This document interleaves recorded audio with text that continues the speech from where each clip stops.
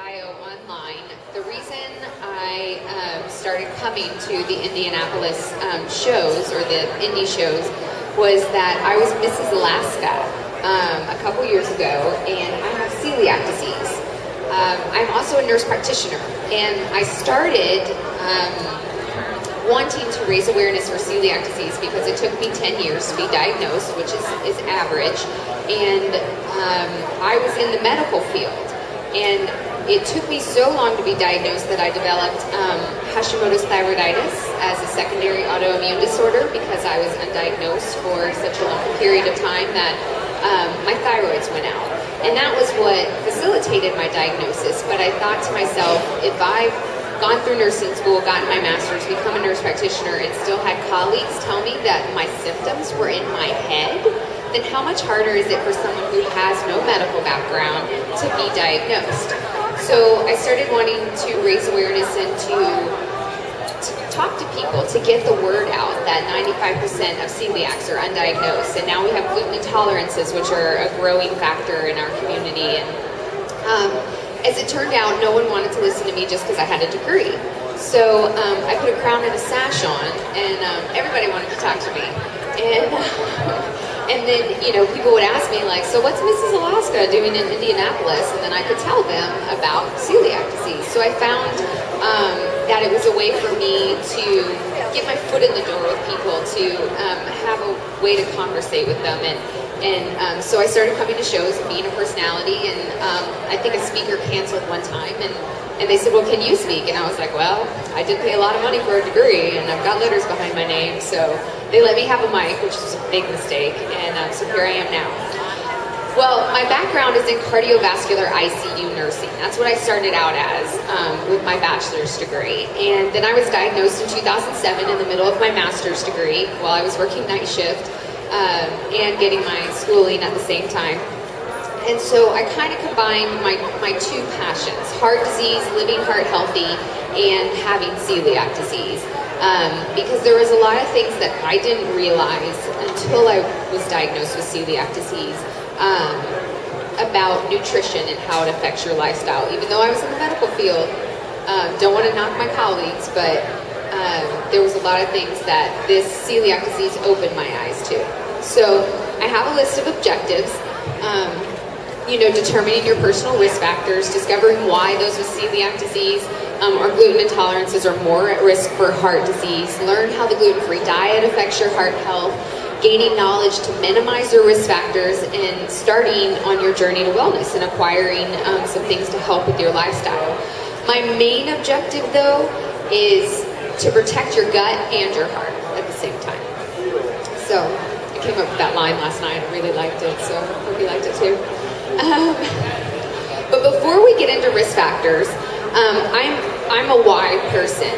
My husband can't just tell me to take out the trash. I'm going to ask him why. Is his arm broken? And he'll say, no, I'm going to empty the dishwasher and you can take out the trash. And I'll be like, okay, there's my reason why. I understand this logic. So I'm going to give you the reason why, kind of an anatomy and physiology lesson before we get into risk factors. Now, cardiovascular disease includes the things that I have listed here, but it's not limited to that. Your main cardiovascular issues are heart attacks, which most of you know, they call them myocardial infarctions or heart attacks, and then stroke. Those are your top two cardiac risks. And those are caused by atherosclerosis. Atherosclerosis is the hardening of your arteries. So I have a cross-section here of arteries where you have a normal artery and then a tear here in the arterial wall, and then you get this fatty deposit and plaque formation. And that leads to coronary artery disease. That's also atherosclerosis. There's a lot of terms that we tend to use, so I wanted to get those out there. Because you'll see a lot of that intermingling, and it's all under heart disease. Peripheral artery disease is kind of this, but in your extremities instead of in your heart. When you talk about coronary artery disease, that's the veins that surround your heart. And I'll show you a picture of that as well, because I'm a picture person. I like to see things. Ischemic heart disease is when you have these fatty deposits and you're not getting enough oxygen to your tissues. So ischemia is like tissue death. So you'll see some of that as well. And that can lead to dysrhythmias and heart failure. Heart failure is basically your heart not functioning optimally and not pumping out enough blood to the rest of your body. So you'll see a lot of that. Now the plaques that get in here are made of, I'm sure this is interesting watching me do this in heels, right? The plaque that's in your arteries is made up of calcium, fibrin, fat, collagen, elastin. And what the body is trying to do when you get a tear there is to repair it. And so it sends that collagen and elastin to kind of repair that wall. Well, what also gets stuck on there with other things is, fibrin and fat and calcium. And so it kind of keeps building a layer on that wall. And then you get narrowing of the arteries. And then you get a clot, and that clot can cause a blockage. And if that happens in your coronary arteries in your heart, you get a heart attack. If it happens in the arteries in your brain, you get a stroke. If it happens in the arteries in your legs, you have PAD, peripheral artery disease. There's a great commercial about that now, so more people know about it.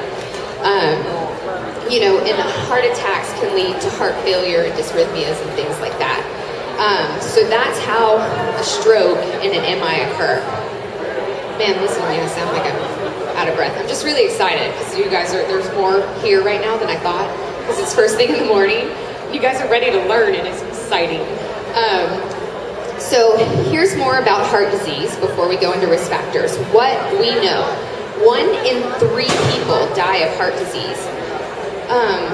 That's 1 in 3 Americans. That's men and women equally. 30% of the people in this room right now, including me, will die of a heart-related disorder sometime in our life. That's a lot of people. I'm not knocking breast cancer. I think Susan G. Komen's done a great job, but 1 in 30 women get breast cancer. 1 in 3 get heart disease. It's 10 times more. Heart disease is super important, and I don't think we pay attention to it as much as we should, which is hence part of the reason I'm here. But it's pandemic. You guys may have been worried about Ebola, but I mean, this is a bigger deal here. Speaking of which, I actually used to work on that unit where they sent the Ebola patients at Emory, so that was really interesting. And what I've done in Alaska the past couple years is infectious disease, so it was a really interesting experience for me the last couple weeks, but I'll tell you guys about that later. Moving on. So, there are different signs in men and women, and I like to cover that because men, you guys are easy. You have that Hollywood heart attack. And I don't mean to knock you or anything like that, but most of the heart disease research was aimed at men up until the 90s. Then we started thinking, oh, women have heart disease too. So it's very interesting the way our research went. So most of our knowledge has come from our research on men, but men have that Hollywood heart attack. They have the, gripping pain in the chest, and an elephant, is sitting on my chest, and you'll see it in the movies, like the husband's mowing the lawn, and then he keels over, and the wife comes out screaming, Eddie, no, call 911, and she's crying at his side as the ambulance comes. So men have that typical Hollywood heart attack. Pain in the arms, down the side, pressure in the chest. We give them aspirin, oxygen, send you to the hospital, and then you're okay in the movies. But women have a different kind of heart attack. You may get that chest discomfort, that pain in your chest, but you may also have back pain or just get really sweaty and short of breath. You may feel dizzy or lightheaded. You may have nausea. I mean, that sounds like PMS. So it's important that women recognize these signs and know your body. So that's why I, talk about it, not to push men to the side, but women, we typically don't recognize our heart disease. And my grandmother, actually, thank God my aunt is a nurse, and my grandmother came home from a shift. She's a waitress. She's been a waitress for 30 years. She calls herself a silver fox, her and the ladies at the restaurant. And she came home, she was short of breath, she was very pale, she was diaphoretic or sweating, and she just wanted to lay down. And it kind of came on all of a sudden, and my aunt came over after work, as my aunt normally did in those days, and she goes, no, Mama, not right. rushed her to the hospital, and my grandmother had a quadruple bypass 10 years ago. So, you know, thank God my aunt recognized those signs. But that's why I tell you about them, because women, we tend to pester our men to go to the hospital, and we just stay at home and ignore it, and you know, think we have the flu or something like that. But you know, just keep that in mind. If you ever have chest pain and start sweating and stuff. Now, heart disease. Celiacs are more at risk for heart disease, and heart disease is the largest cause of death for celiac disease. Now, I know some of you are thinking, oh, that girl was in pageant, she can't do math. If 1 in 3 people die of heart disease, then of course that's the largest killer of celiacs. No, we're at double the risk of the general population for heart disease. So if their risk is 1 in 3, ours is double that. So how much more, you know, is only starting to be defined, but that double risk I got from an article that just came out in April that was in the Journal of American Cardiology, and it showed that celiacs over the general population had double the risk. So it's important to keep in mind and remember our heart. So now we get to risk factors. So you have your typical risk factors. You have your modifiable and non-modifiable. Your non-modifiables are going to be ones like gender, genetics, age, race, and your family history. Can't change the way grandma ate. Can't change, you know, the genetics that she inherited or gave you. Modifiable risk factors would be things like your diet, what your salt, fat, sugar, calorie intake is, alcohol intake, water intake, smoking, whether you gain weight, what your lifestyle is, whether you're active, whether you're sedentary, whether you have high blood pressure or cholesterol. Those are modifiable things. And those all play into your risk factors. And then I kind of put stress and personality kind of in the middle, and environment. Sometimes you can change your environment and your stress levels. Sometimes if you have 3 kids and, you know, they're all under the age of 5, like that is just something you cannot change. And that's where your life is right at that moment. But it will get better. So, you know, I used to be a very type A personality, and then I got celiac disease and realized I had control over nothing. And I've gotten a lot better since then. Been to a support group and gotten a lot better. So, I've decreased a lot of stress in my life, a lot of things that I thought I had control over, and I think my personality is a little better. My husband still married me, so I think it's okay. But those are how you determine your risk factors. If you have a family history of heart disease, then you're more at risk for heart disease. If you are African American, you are more at risk for heart disease. If you are overweight, if you have a larger midsection that's measuring more than 35 in a female and 40 inches in a male, then you're more at risk for heart disease. So those things all play a factor. And knowing your numbers, you know your blood pressure. I can tell you, speaking to you right now, I'm probably 110, 115 over, 80. If I'm sitting down and relaxing, I'm about 95 over 55. I actually got that from my great-grandmother, and they always thought she was about, to bottom out because her blood pressure was so low, even if she was up and talking and awake. And I'm kind of that way. I can sit in the chair and breathe it down. But not everybody has that special technique. My husband can't do it. He tries for the life.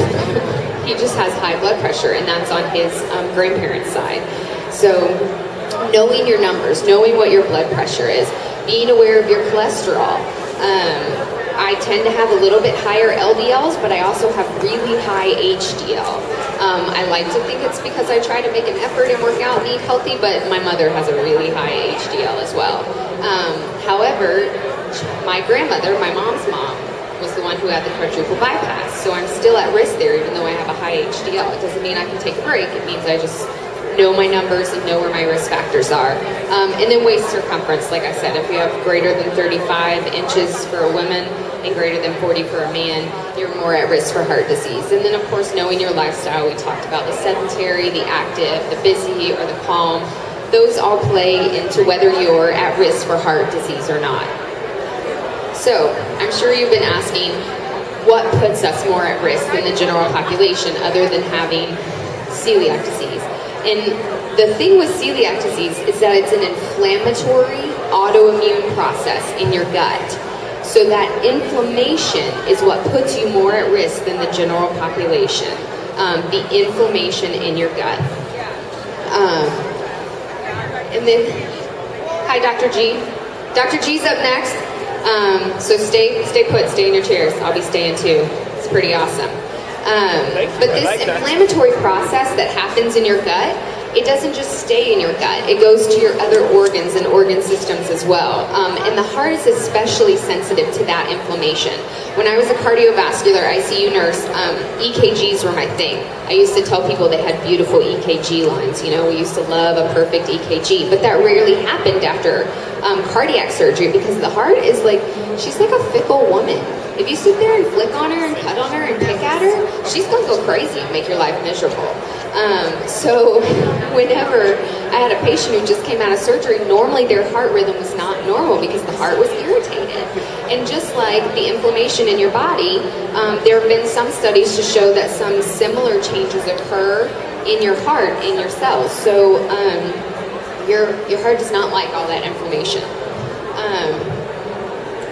And then we also tend to have, of course, nutrient deficiencies and weight gain, and of course that irritates our heart as well when we're on the gluten-free diet. Now, this is a list of typical cardiovascular issues that are associated with celiac disease. Autoimmune myocarditis, you know, and I'm sure Dr. G will talk about in a second, issues that are associated with celiac disease, other issues, and autoimmune myocarditis is one. Anything that ends in the itis is inflammation. So when people say they have rhinitis, that just means you have an inflamed nose and it's runny. So anything that ends in itis is an inflammation. I know we make it sound really complicated in the medical field, but if you see itis, you're like, oh, that's inflammation. Pericarditis is inflammation of the pericardial sac that's around your heart. Ischemic heart disease, that's decreased blood flow to the heart. Anemia, low iron, low oxygen carrying capacity.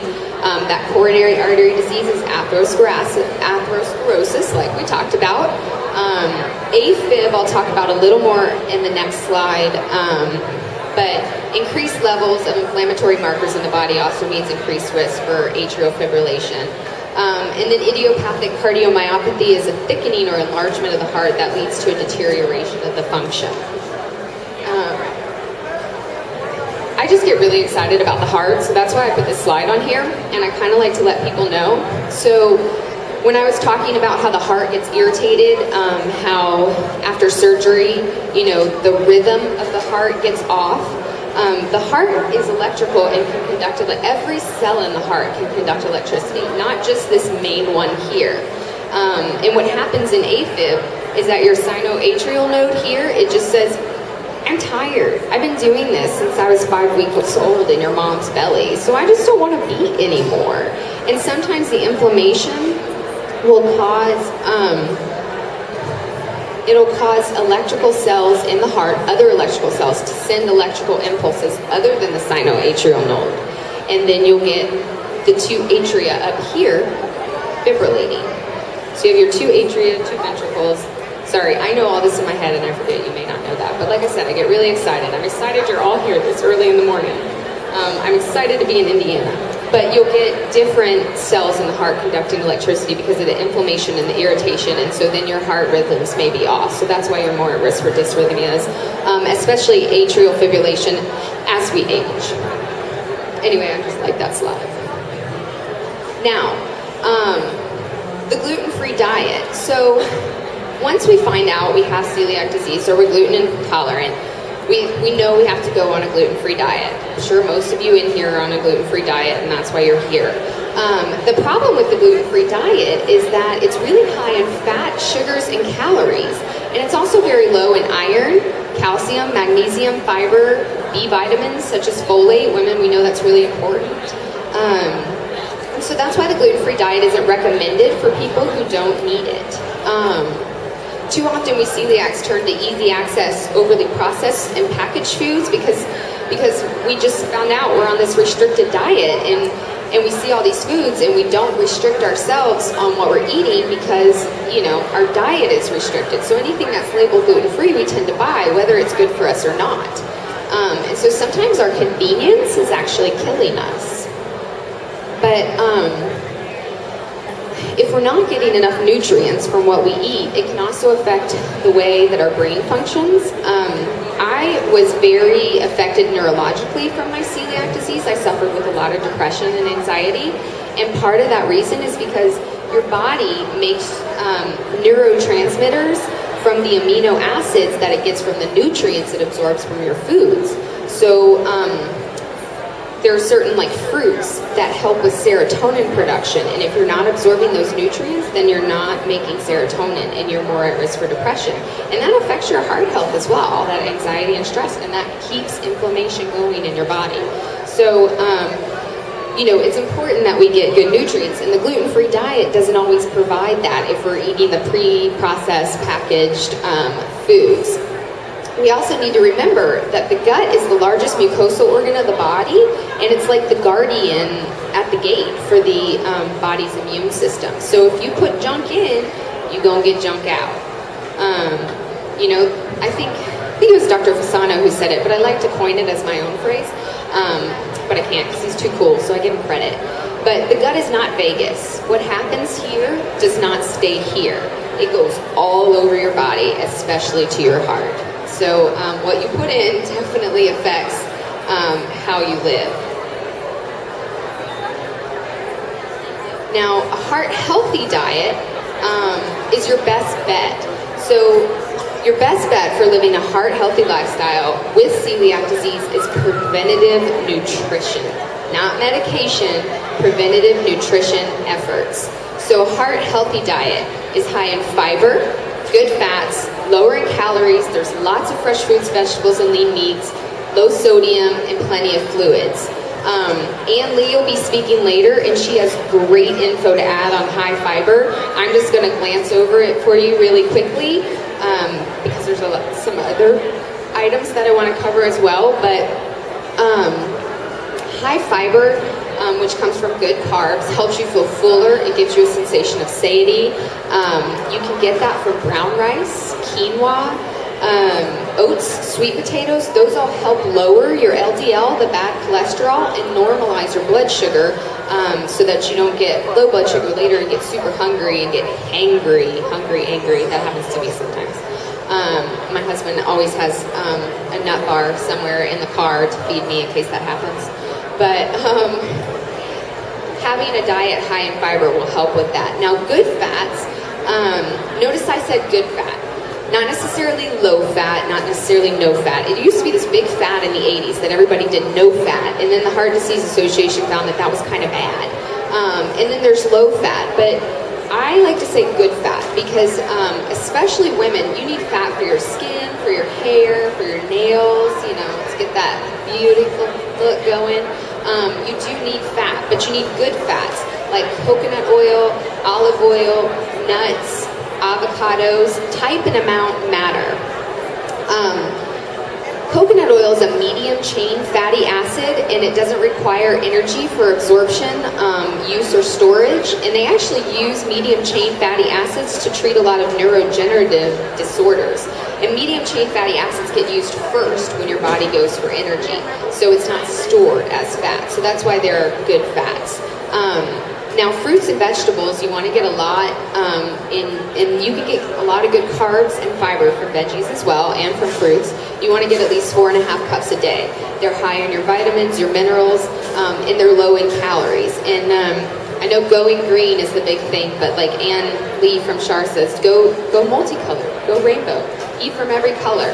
When I make a salad, I like to have my green, my spinach. I don't do tomatoes, I just don't like them. So I do like a red bell pepper, I'll do orange carrots, yellow bell pepper or something like that. Like I try to get multiple colors in there, so I'm eating from a lot of different colors in the rainbow. I like to do grapes for purple and stuff like that. But fruits are also high in antioxidants, which helps decrease inflammation in your body. And like I said before, certain fruits like bananas, papayas, dates, they increase serotonin production. And serotonin, as we know, is responsible for helping you feel happy and well-being. And it helps regulate sleep and appetite.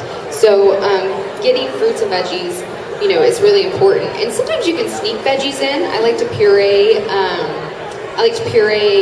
spinach in fruit smoothies. I like to put it in my little sister's spaghetti sauce. Puree celery in there sometimes. She doesn't know.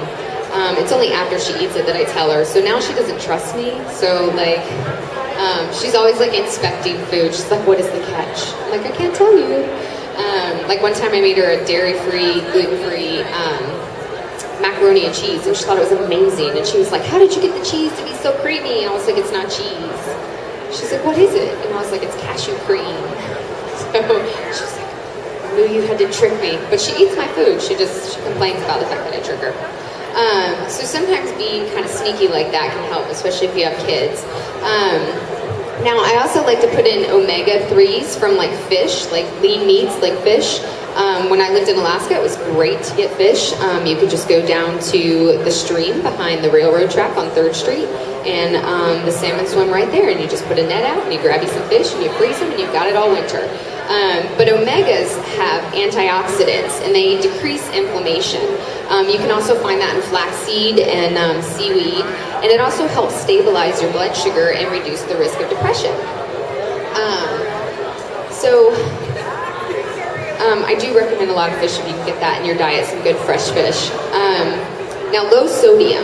Lower sodium is easy to do if you're eating fresh. It's very hard if you're eating packaged. Bread can sometimes have a lot of sodium in it.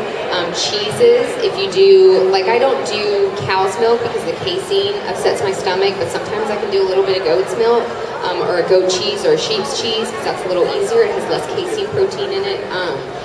But that still has a lot of sodium because it's processed. Chips can sometimes have a lot of sodium, and all that will start to add up over the day. I can tell you that I can back myself into a new dress size if I do low sodium for a week. I could just drop like 5 pounds because I just have less water retention and things like that. But lower sodium helps. You can decrease your blood pressure with lower sodium in your diet. And then drinking plenty of fluids. Stay away from the sugar-sweetened beverages. Don't go for the diets neither, because your body still thinks that that's sugar, and so it still reacts to it the same way, even though it's a diet or zero. So do things like green tea that inhibits atherosclerosis and increases your good cholesterol. Even red wine has, I always say it wrong, resveratrol, which protects your tissues and your arteries. So a glass of red wine at night is not bad. And drinking green tea in the day, and then drinking plenty of fluid and water, and that helps with your blood pressure as well. And it helps you not feel so tired. Sometimes if you have that cup of coffee and then you start yawning and you're like, oh, I need more coffee, it's probably because you're dehydrated, and you should drink more water. Because hydration status is important with awake and cognition and things like that.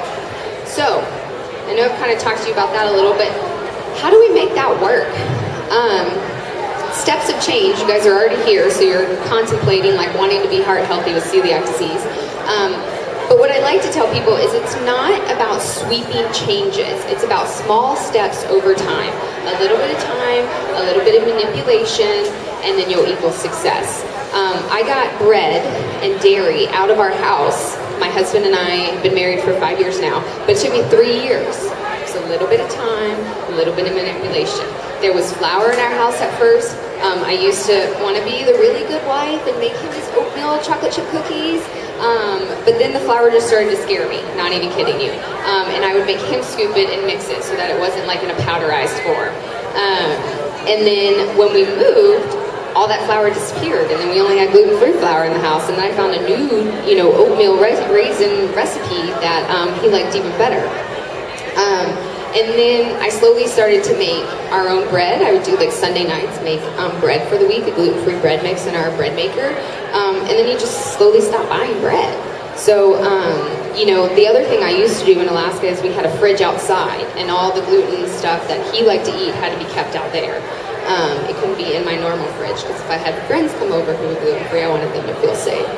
But it took me 3 years, and finally we got it all out of the house. The dairy's another story. I gave him a 40-page article on how dairy leads to prostate cancer in men, and he stopped drinking so much milk. So there's the manipulation part. But getting in shape starts with your plate. In a supersized world, we've really lost reality of what a portion size is, and your eyes tend to be bigger than your stomach. So when I was buying our dinnerware for when we were getting married, our plates are huge. We never eat off our actual plates. We actually eat off the side plates because the side plates are still like, let me see. Side plates are still like this big. The bigger plates are like double the size of a piece of paper. So we actually don't even eat off of those unless we have, a lot of people in the house. We eat off the side plates because when you see a little bit of food on a big plate like that, you're like, oh, I'm not eating that much, but it's not true. So you really have to go more by a portion size, like a serving of carbs or like rice, pasta, that's like your fist size. For like a serving of meat, because people are like, oh, I don't like to eat meat, but it's really only your palm size. You can cover that with some pesto and eat that up, that's okay. And then like nuts or raisins, I'm bad about this with nuts because I like walnuts are high in antioxidants. They have good omegas and heart protective effects, and so I'll just like take like my husband's handful size and like eat that instead of my handful size. But that's okay, it's good fat. But the serving sizes are a lot smaller than we like to think. And the way you should shape your plate is mostly your fruits and vegetables with your fat and then a little bit of protein. So I like to show people that because we've kind of lost reality of what a serving size is. And in restaurants too, we like those big serving sizes. We like to feel like we're getting a lot for our money. I took this from the National Institute of Health, and it was under portion distortion. And what's happened in the last 20 years is bagels have doubled in size, and the calorie difference is 210 calories. You would have to lift weights for an hour and 15 minutes to make up for that many calories, or take a 45-minute brisk walk to make up for that many calories, or rake leaves for 50 minutes, or vacuum for an hour. I don't know about you, but there's not enough carpet in my house to vacuum for an hour. And yes, I do it in heels and pearls. But, we've lost reality of a serving size in our country. And so, like, if you're going to go get those Udi's bagels, have half. I know in Europe, we used to pick on Char because Char had that bagged bread and they only had like 5 slices in it. And in our head, we're like, how are you supposed to make sandwich out of that? But in Europe, they only use the 1 slice and they have an open face sandwich. You can go talk to Anne about it. Tell her I told you about it. But, we used to laugh at that because we're like, how are you, like, then you have 1 piece left over. What are you supposed to do with that other piece? Like, you can't make a sandwich out of that. But, it's because in Europe they use open face sandwiches. They don't close it in. So sometimes we really need to step back and take a look at how much we consume. Now, I used to see a gluten-free diet as a restrictive diet, but like I said, it saved my life. It was really a major turning point in so many ways. If you would have told me 10 years ago that I would be up here speaking to you about heart health and gluten-free, I've been like, nobody has celiac disease. What's that all about? But it really did change the direction of my life and change the course of what I wanted to do. But without celiac disease, I wouldn't have explored new tastes and new flavors and found a different kind of joy in my food and preparing my food. So shaping your plate doesn't mean boring. It doesn't mean like you have to have plain chicken and carrots and broccoli every night. But it does mean balancing it and making small changes. Like if you want to eat the burger in this picture, there's 2 meat patties, there's 2 slices of cheese. You don't need all that. If you want to eat the burger, have the 1 patty, have your slice of cheese if you can have your dairy. I'm jealous of you. Maybe take one of the buns off. And don't have the french fries on the side. Have your vegetables and eat those first so you're more full. Make those small changes. And then, maybe have the fries later with your chicken or something like that. But if you like crunchy things, my mom likes crunchy things. Instead of doing potato chips, which are high in sodium and, high in fat most of the time, try nuts. Walnuts, like I said, are a good fat and they're anti-inflammatory. And you get that crunchy sensation. Herbs instead of salt are great. Certain herbs like sage, ginger, cumin, black pepper, chili peppers, turmeric, they're all anti-inflammatory and they're great. And they add flavor to your food. I made a cucumber salad that had dill in it, but it was just like vinegar and I used stevia instead of sugar.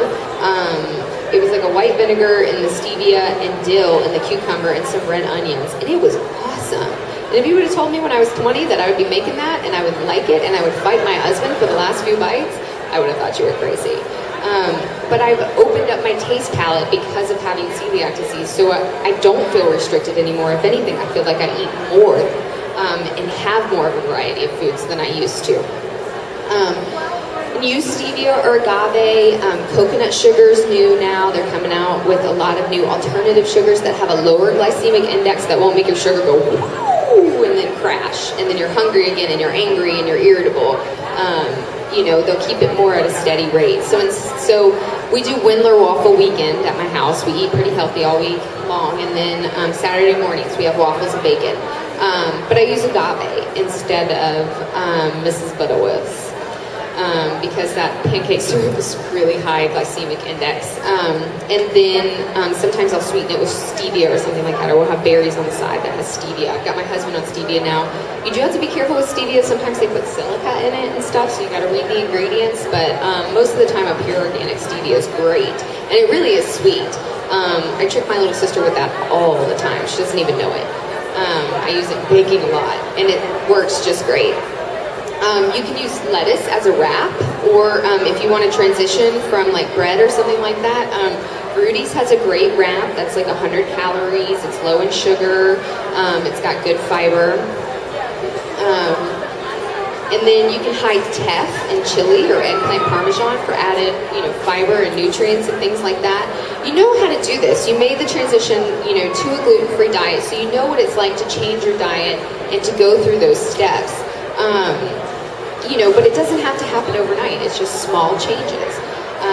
For example, you can do crushed nuts and oatmeal and fish instead of, like a battered coating. I know I'm from the South. I was born in Baton Rouge. I joke with Jilly Lagasse that we're probably related somehow because all us Cajuns are, but everything was fried there. Everything was fried in butter and wheat flour. But, we had to change that. And there are fun ways that you can do it and try to eat some of that. If you want something sweet, you can try apples with honey instead of candy. I tried a vegan caramel sauce that was made with coconut sugar and coconut milk. That was really nice to drizzle on things, and I made it in like 10 minutes. If you want ice cream, try frozen yogurt instead, and then maybe transition to frozen berries. We did that with my father. He used to like ice cream every single night, and then we slowly started doing frozen yogurt and berries, and then we just went to berries. And frozen berries, so that's what he has at night for his like sweet thing. And then sometimes you can do dark chocolate because that does have some properties in it that help reduce blood pressure and increase serotonin. It's also an antioxidant. But don't go for like the Hershey's dark chocolate because that stuff is not real dark chocolate. You need to get you some good dark chocolate. It is hard to transition. Enjoy Life does have a good dark chocolate bar that you can kind of transition yourself with, and it's cut into 4 little squares so you can have like a piece every night after dinner or something like that. But shaping your plate and starting with small changes over time, making them habits, and if you have kids and it's difficult, don't give up. It takes kids about 10 exposures to a food to get them to like really try it and not be afraid of it. And some adults are the same way. So just keep trying it, keep trying new things and making these small steps. And then you can move to your refrigerator and freezer, back to this slide again. And that helps with planning. You want to do a refrigerator makeover. You are what you eat. If you keep good food around, then you'll eat good food. I love cherry Coke, not gonna lie, it's like an addiction for me, but I don't buy it. It's at my mother's house, and I had it last weekend, and then when I worked out this past week, I hurt so bad because I just knew I had inflammation in my body. And my husband likes to joke, he's just like, your body's not connected right. He's like, we work biceps, and you're like, oh, my calf hurts, but it's just, I think, because I had so much circulating inflammation from eating so bad at my mom's house, because my mom keeps cherry Coke around, and I will drink that if it's around. It is bad. So I don't buy it at my house. We don't have cherry Coke. We don't have cookies in the house. Those are treats when I come to conferences and things like that.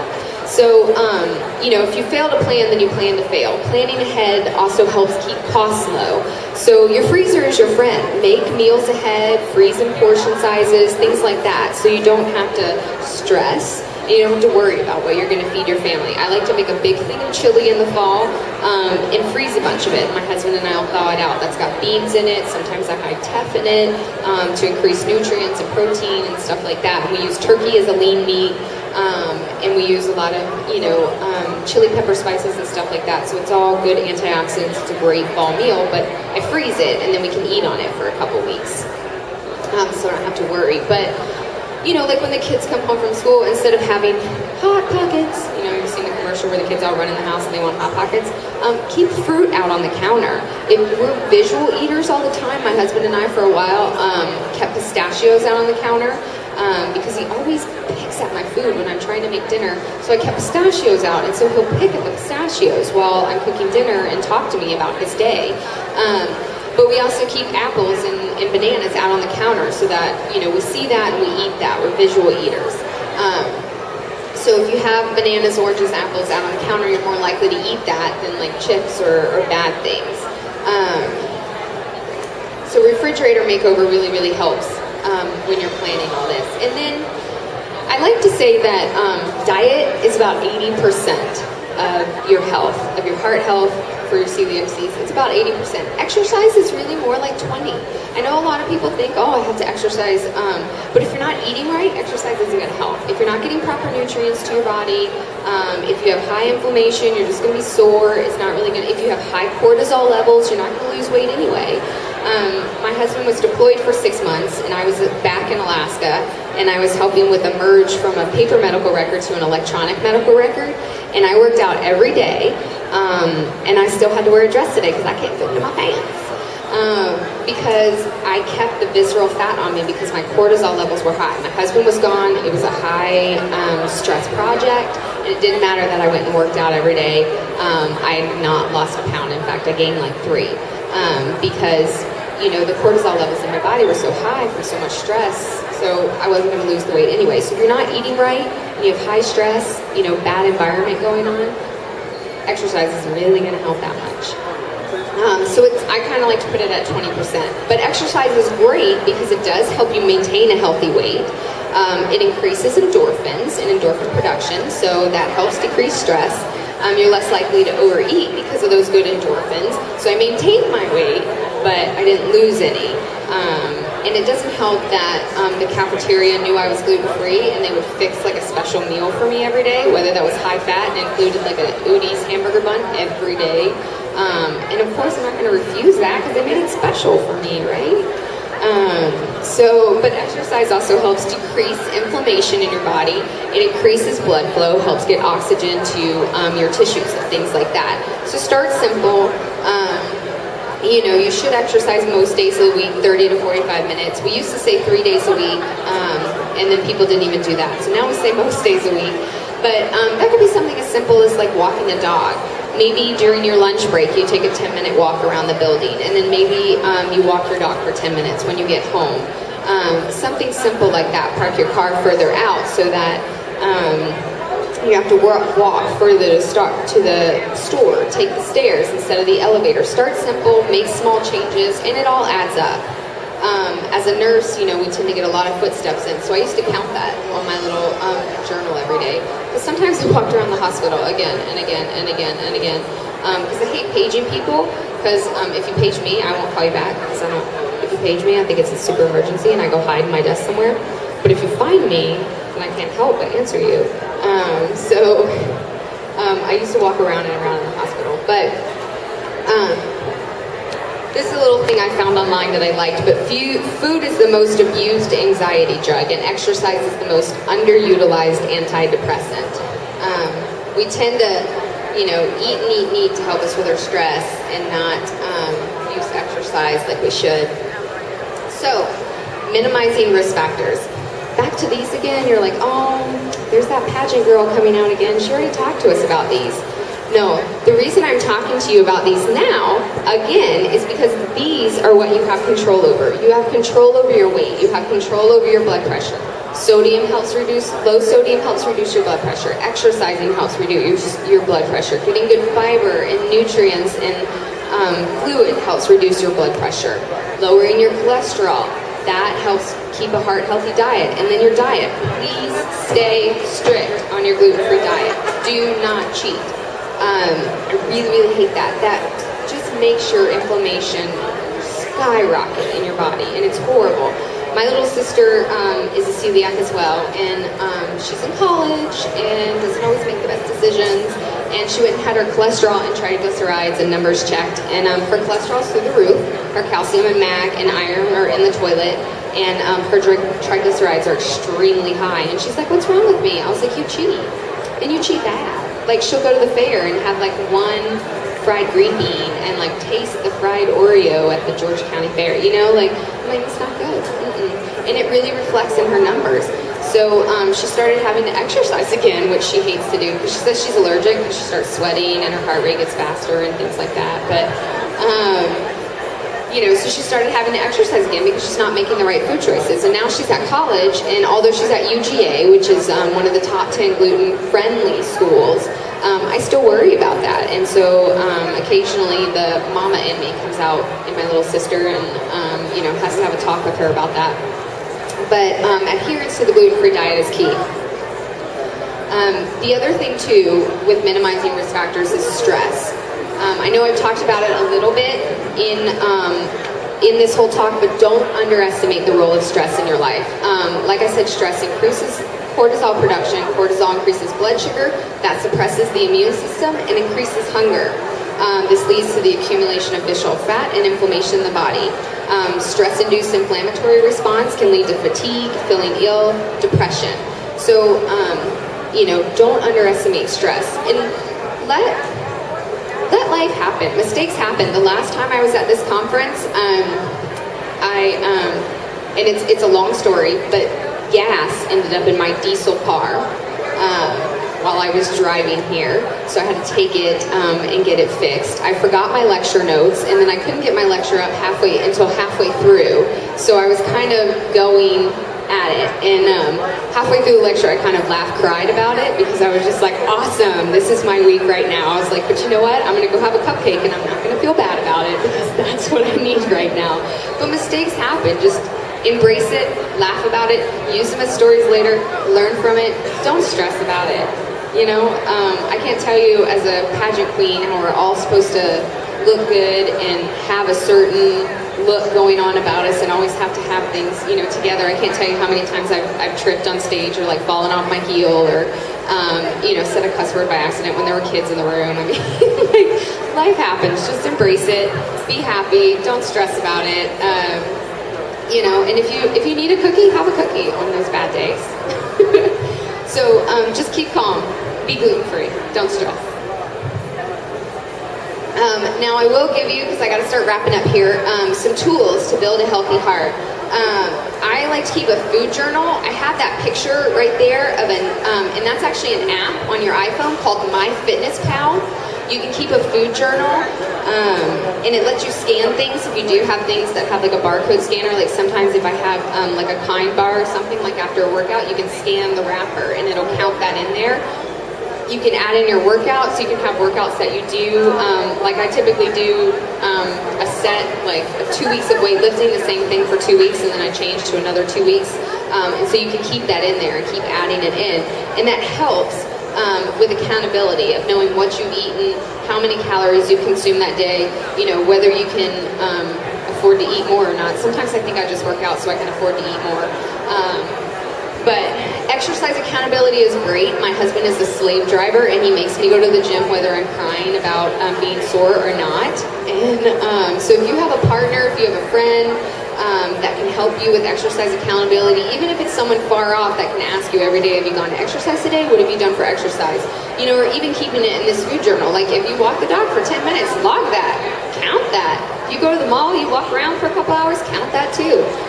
It's all in there. So I like to use that. Quit smoking. If you smoke, quit smoking. That is a direct line to dying of heart disease or lung cancer. I don't know, your choice. But please quit smoking, especially if you're pre-diabetic. You know, what I like to tell people is if you want to continue smoking, then I guess I'll see you later, because I'll probably be wiping your butt after you've had a stroke. So keep it up. Get regular MD checkups, go to your MD, let them follow your numbers, know your cholesterol, things like that, know your risk factors, know your numbers. And remember the portion size, I actually have that picture that I showed you. I have it inside my cupboard where my plates are, so that we can remember the portion sizes when we pick up our plates. So, and then strict adherence to the gluten-free diet is definitely very, very important. And I think I have 5 minutes left. Anybody, 5 minutes? Anybody has any questions? No, these aren't my real eyelashes. They're adhesives. These are real though. Yes. Oh, yes. Oh, she came back. See, I'm good. Yeah. Yeah. 4 grams. I know. It's easy to rack up the sugar too with things that are processed or packaged. And that app actually will help you keep track of it.